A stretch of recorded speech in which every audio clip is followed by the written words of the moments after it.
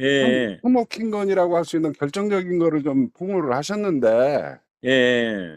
거기에 대한 관련 자료 같은 거 좀 확보해 놓으신 게 있을까요? 이 총 피해자가 4명이라고 들었습니다. 네, 맞습니다. 그런데다가 음. 한 아이가 또 미적미적하고 두 아이는 아예 그냥 좀 숨어 있는 상태인데 그러죠. 이제 한 애는 뭐 화해했다고 뭔가 이제 넘어간 것 같아요. 그쪽에서 꼬셨겠죠. 예, 그 그러고, 들리는 바로는 뭐 합의가 된 거 아니냐. 예, 이제 그거는 뭐, 세 명이나 남아있기 때문에, 그러게요. 세 명이 그 화해를 한 적이 없기 때문에, 저건 무조건 학폭위를 열었어야 되거든요, 저게. 예, 그래 음, 그 전교사가 그때 예, 당시에 예, 담당했던 전교사가 폭로한 바도 예. 있고 하니까 그러니까요. 의원님께서 뭐 그때 당시에 뭐 이 시의회에서라도 예. 들여다본 자료가 혹시 있나. 근데 진짜 말이 안 되는 것이, 아니, 법을 어겨가면서 한 거를 그대로 계속 한다는 게 그게 더 문제예요. 거기다가 검찰놈들이 거기다 무혐의를 때려버린 것이, 그냥 있는 죄를 완전히 그냥 덮고, 그런 말도 안 네. 되는 건데, 그거를 아닌 척하고 계속 저렇게 뻔뻔하게 임명을 하고 계속 가니까, 거기로 가선 안 된다. 방통위원장으로 가선 안 예, 된다. 예. 지금 그래갖고 제가 이제 그때 제가 교육위원장 할 때 그거를 제보를 처음으로 제가 받은 경우라, 예. 그때 이제 시의원들도 함께 모여서 투쟁하자 지금 그렇게 제 이제. 기억으로는 그때 음. 당시에 우리 의원님께서 그 서울시 교육위원회 쪽에 예, 제가 위원장 계셨잖아요. 할 때 교육위원장. 예예예. 그래서 제가 그 제일 먼저 전경원 보셨고. 선생님이라고 그 공익제보 선생님이 저한테 예예. 처음에 전 찾아와 선생님. 가지고, 예, 예, 제가 처음에 그거를 접촉했던 사람이거든요. 그래서 그거를 폭로했던 거라, 어쨌든 그때 서울시의원들도 같이 모아서. 하면은 그 우리 음. 서울시 의원 교육위원회에 계셨던 분들이 어떤 분들 계셨습니까? 의원님들. 시의회 예, 의원님들. 그때 이제 거기 장인홍 의원이라고도 있고, 예. 그다음에 이정훈 예. 의원님도 있고, 서윤기, 예. 예, 뭐 한 명이 그렇게 해서, 이 앞에 서울시의원들이 기자회견 한번 할 때 그분들을 제가 불러다가 한번 했었어요, 지난번에. 예예예. 예, 그 사진이 한참 이제 서울시의원들이 우리가 증인이다 그래가지고 예. 기자회견 한번 했던 게 있거든요. 그래서 그분들을 다시 모아서 지금 한번. 의원님의 발언은 그저 아주 스모킹건이 될 수 있는 그런 종교 예, 사안이. 그리고 그놈들이, 검찰놈들이 그거를 무혐의를 때려버린 것이 또 아주 결정적인 거라, 예, 그놈들까지 다 들춰내야 돼요, 검사놈들. 그래서 하여간 그거를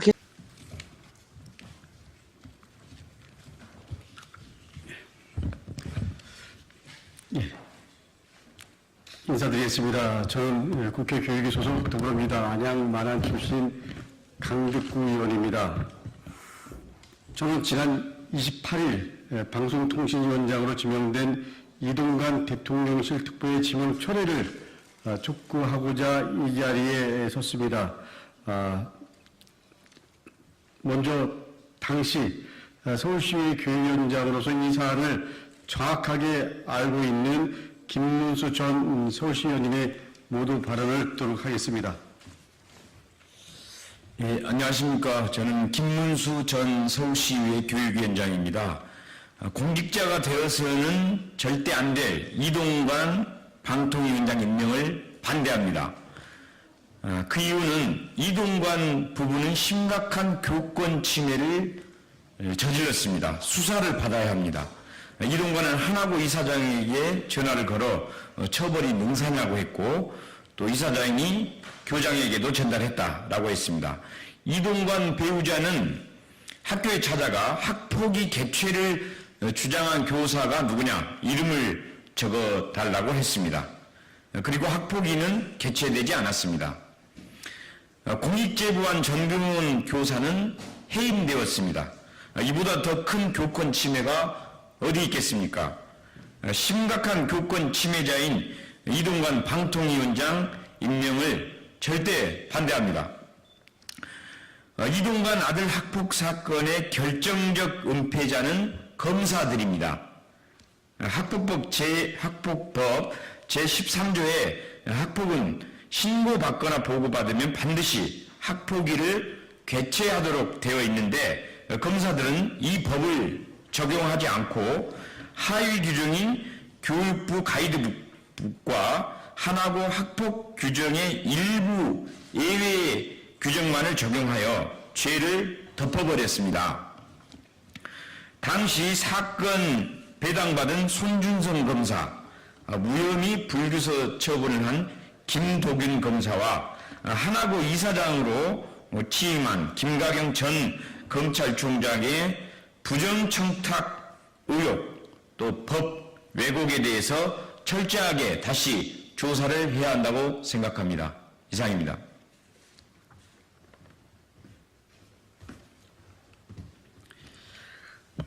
제가 이동관 특보의 자녀 학폭 관련 방송통신위원장직을 철회하고 그리고 재고발 그리고 재조사하는 이유를 다음과 같이 분명히 말씀드리겠습니다.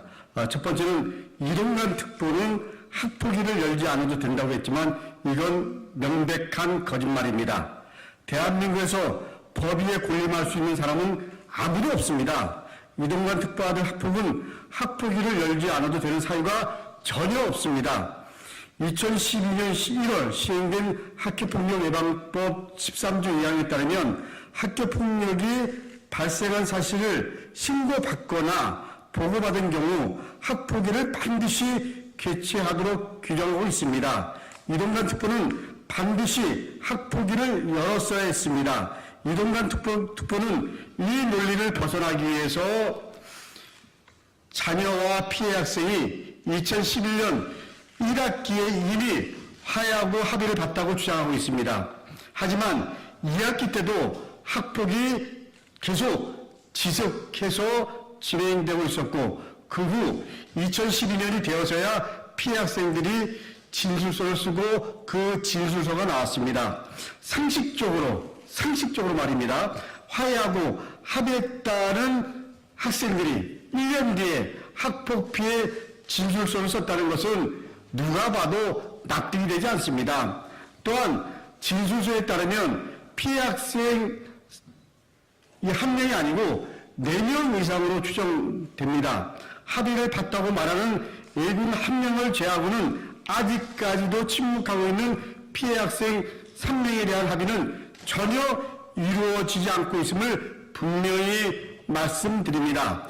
이동관 특보와 예군이 2011년 1학년 1학기에 이미 화해했다고 똑같이 입장문에 밝힌 이유가 바로 학폭위 의무 개최라는 법적 의무사항을 피해가려는 의도로 법적 검토를 거쳐 논리를 세운 것이 아닌가라는 그야말로 합리적 의심을 넘어서 확신이 듭니다.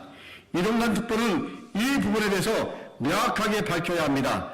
지난 2월 국가수사본부장으로 지명되었다가 낙마한 정순신 전 검사는 자녀 학폭의 경우 각종 법기술을 펼쳐 학폭위를 무력화한 것이지만 이동관 특보는 법 자체를 무력화했습니다. 이것은 명백한 법률 위반입니다. 이에 대해서 이동관 특보는 이렇게 얘기합니다. 학교 선도위에서 담임 교사에게 처분을 위임했다고 입장문을 냈습니다. 하지만 이 사건의 경우 담임 교사가 자체 해결할 수 있는 사안에 해당되지 않고 있음을 분명히 말씀드립니다. 담임 교사가 자체 해결하기 위해서는 조건이 있습니다. 피해 학생에게 신체, 정신 또는 피해가 있었다고 볼 객관적 증거가 없고 가해 학생이 즉시 잘못을 인정해 피해 학생에게 화해를 요청하고 피해 학생이 화해에 응하는 경우에 해당되어야 합니다. 학폭 전문가들은 얘기합니다. 이 두 가지 기준에 어느 하나라도 해당되지 않으면 학폭위로 넘어가야 한다고 분명히 얘기합니다. 당시에 피해자 진술서라는 객관적인 증거가 명확하게 있었기 때문에 당연히 학폭위로 이 사안은 넘어갔어야 합니다. 나아가 담임교사가 자체 해결했다는 학교에서는 담임 종결 사안 확인서조차 작성하지 않았다는 점에서 학교는 이 사건 자체를 은폐하려 했던 것으로 의심됩니다. 하나고등학교와 이동관 지명자께 분명히 묻겠습니다. 자신 있으면 담임 종결 사안 확인서 빨리 내놓으십시오. 그러면 인정하겠습니다. 이동관 특보는 입장문에서 2011년 아들이 피해 학생 예군과 이미 사과와 화해를 했다고 밝혔지만 교사의 증언은 달랐습니다. 예군을 포함한 피해 학생들은 1년 뒤인 2012년 교사를 찾아가 진술서를 제출한 것으로 알려졌습니다. 이 모든 것이 가능했던 이유는 무엇일까요? 당시 MB정부 실세 중에 실세로 알려진 이동관 특보의 막강한 권력이 있었기 때문에 가능했다고 생각합니다. 이동관 특보는 당시 하나고등학교 이사장이었던 김수일 이사장과 통화했다는 것은 이미 누구나 다 알고 본인도 인정했습니다. 이동관 특보의 부인은 조금 전에 우리 김문수 전 서울시의원께서 얘기했듯이 학교를 찾아가 학폭위에 해부하라고 교무회에서 교무회 시간에 말했던 교사의 명단을 적어내라고 그야말로 갑질 중에 갑질을 했던 학부모입니다. 또한 이동관 특보는 아들의 전화를 늦춰달라는 요청까지 했던 것으로 이미 다 알려진 사실입니다.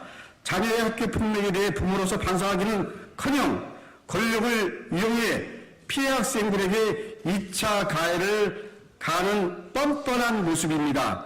이처럼 이동관 특보와 부인은 자녀의 학폭을 어떻게든 은폐시키기 위해 수단과 방법을 가리지 않고 이를 해결한 그야말로 악성 민원의 전형적인 학부모의 모습이었습니다. 둘째, 당시 서울시교육청에 제출한 고발장과 검찰청 무혐의 불기소 처분서 간의 사실관계가 전혀 맞지 않습니다. 서울시교육청이 검찰에 있는 고발장을 살펴보면 서울시교육청은 이렇게 얘기합니다. 하나고 교관이 가해 학생이 고위층 자녀라는 것을 알고 학폭위 위원장이라는 자신의 지위를 이용해 이를 심의하지 않음으로써 학폭위 업무 수행 활동을 불가능하게 했다라고 분명히 적시되어 있습니다. 하지만 놀랍게도 검찰이 무혐의 처분을 내린 결정서를 보면 검찰은 하나고가 학교폭력 사안 신고를 받고도 학폭위를 개최하지 않았다는 사실은 인정하면서도 이것이 법적으로 문제가 되지 않는다고 적시하고 있습니다. 참으로 이해가 힘든 처분입니다. 그리고 조금 전에 제가 첫 번째에서 말씀드렸지만 이것은 말이 안 되는 겁니다. 저는 그때 이렇게 처분을 내렸던 검사 당연히 재조사를 해야 된다고 생각합니다. 검찰은 증거 불충분을 사유로 이를 무혐의 처리했지만 오히려 증거는 확실했습니다. 셋째, 시점의 문제입니다. 2011년부터 지속적으로 벌어진 학교폭력이 2012년 4월이 되어서야 학교폭력 사안이 학교에서 인지되었습니다. 이 사건은 그 후에도 수면 아래 묻혀 있다가 2015년 서울시 교육청이 특별감사를 벌이게 되면서 드러났습니다. 그리고 1년이 넘게 지난 2016년 11월 말이 되어서야 검찰에서 무혐의 처분으로 사안을 종결시킨 것입니다. 여기서 주목해야 될 것이 있습니다. 검찰이 무혐의 처분을 한 시점입니다. 2016년 11월 말 교육과 아무런 연관성을 찾을 수 없는 검찰총장 출신 김가경 변호사가 하나고 이사장으로 취임했습니다. 그리고 바로 한 달 뒤에서 곧바로 검찰은 이 사건에 대해서 무혐의 불기소 처분을 내려서 사건을 종결시킵니다. 이런 흐름 때문에 정당 내용 논란이 제기되고 있습니다. 이동관 특보 자녀 학폭 사건은 오랜 시간 동안 다수의 피해 학생이 있는 악질의 학교 폭력 사건이었음에도 불구하고 어떠한 문서도 남지 않은 채 가해 학생은 깔끔하게 전학을 가고 수시 전형으로 소위 명문대에 진학했습니다. 이 세 가지 의혹이 전혀 풀리지 않은 상황에서 윤석열 대통령은 이동관 특보의 방송통신 위원장 지명을 강행했습니다. 다시 한번 강력하게 촉구합니다. 먼저 검찰에 촉구합니다. 하나고를 둘러싸고 벌어지는 검찰의 무능과 봐주기 의혹에 대해서 재수사를 통해 반드시 의혹을 해소하십시오. 검찰은 당시 무혐의 처분이 잘못됐음을 이제라도 인정하고 바로 잡아야 합니다. 다음으로 윤석열 정부에 촉구합니다. 학교 폭력이 심각한 사회적 문제로 되돌리고 국민적 공분이 큰 상황입니다. 지난 28일에는 서울 서희초등학교 2년차 신규 교사가 극단적 선택으로 생을 마감한 사건이 있었습니다. 지난 29일은 폭염 경보에도 불구하고 교사와 시민 3만여 명이 광화문에 모여 공교육 정상화를 위한 집회를 열었습니다. 학부모의 악성 민원과 갑질로 인해 교육 현장이 황폐화된 이 순간에도 윤석열 대통령은 이동관 특보를 방송통신위원장으로 지명한 것입니다. 윤석열 정부의 공정과 상식 그리고 학교폭력 근절을 위해 방안을 마련하겠다고 발표한 것에 비추어도 완벽하게 상반되는 인사조치입니다. 이동관 특보에 대한 방송통신위원장 지명을 철회하지 않는다면 국민은 결코 윤석열 대통령을 용서하지 않을 것입니다. 끝으로 이동관 특보에게도 다시 한번 묻고 싶습니다. 왜 학폭위가 열리지 않았나요? 악질적인 학폭을 저지른 이동관 특보 자녀는 왜 아무런 불이익도 없이 소위 수시 전형으로 명문대에 입학할 수 있었을까요? 자리에 대한 본인의 욕심으로 또다시 누군가의 인생을 송두리째 흔드는 행위를 멈추시길 바랍니다. 지금이라도 그 욕심을 멈추지 않는다면 역사는 반드시 이동관 특보의 이 손을 심판할 것입니다. 이상입니다. 감사합니다.